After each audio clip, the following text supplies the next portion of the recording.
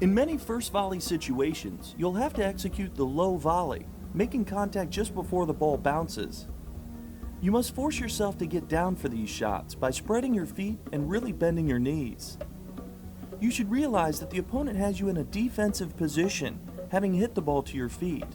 So don't rush through this shot. Take the time to get the ball back into play. To give the ball lift over the net, you should angle the racket face so that it is open slightly. You should make every effort to get to the ball and volley it before it bounces, so that you don't lose offensive control of the point. But at times you will be caught in situations where you must half volley. Executing the half volley is not all that difficult if you keep it simple and don't panic. Treat it just like the low volley by getting down to make the shot. Determine where the ball will bounce, then position the racket head directly behind that spot. The closer you can position the racket behind the bounce, the better you can judge the height of contact and the timing. Using a slightly open racket face, you can either block the ball or add a little punch with a follow-through.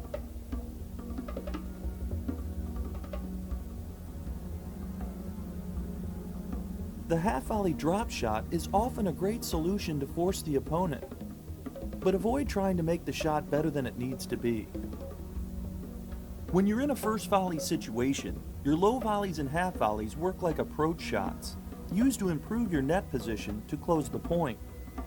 Using the percentage shot pattern rule for approach shots, the down-the-line direction will provide the shortest path to reaching your closing net position for the next shot. When working with the low setup volleys near the center midcourt, choosing to hit the volley straight ahead, down the center of the court, reduces the passing shot angles and makes the lob a more difficult option for the opponent. Recovery for the volley is even more important than recovery on a ground stroke. Why? You're right up there by the net. So the ball is going to reach you 25, 30, 40% quicker. So the initial volley is important, but the recovery for the second volley and the covering of position become even more essential. The high volley can be a very awkward shot for many players, especially when the incoming ball is a high floater. Typically, you get anxious to swing at it, and if you don't use the right technique, all too often the ball ends up hitting the fence in a fly. When you need to apply some pace to the volley, there's one key element to remember.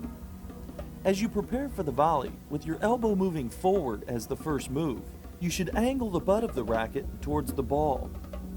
As the forward action begins, you drive the butt of the racket forward and down along the path like a waterfall. This action sends the racket face up into contact with plenty of pop. Notice there is no snapping of the wrist in this action. The wrist maintains the strong leverage position through contact. You can learn to add power with great control using this technique for the high floating volley.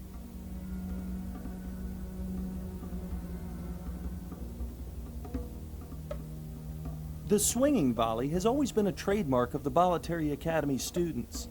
We teach this shot to be used as a tool for sneak attack out of the rally. It is basically nothing more than a regular ground stroke without letting the ball bounce. Shifting to the same grip you use on your forehand ground stroke, your backswing should be short and compact as you prepare to take a slightly low to high yet level stroke. Position yourself so you can work with the ball within your preferred contact zone. You should add some topspin and build margin of error into this shot as you try to force the opponent. Follow the shot to net as you would on any approach shot to close the point if necessary.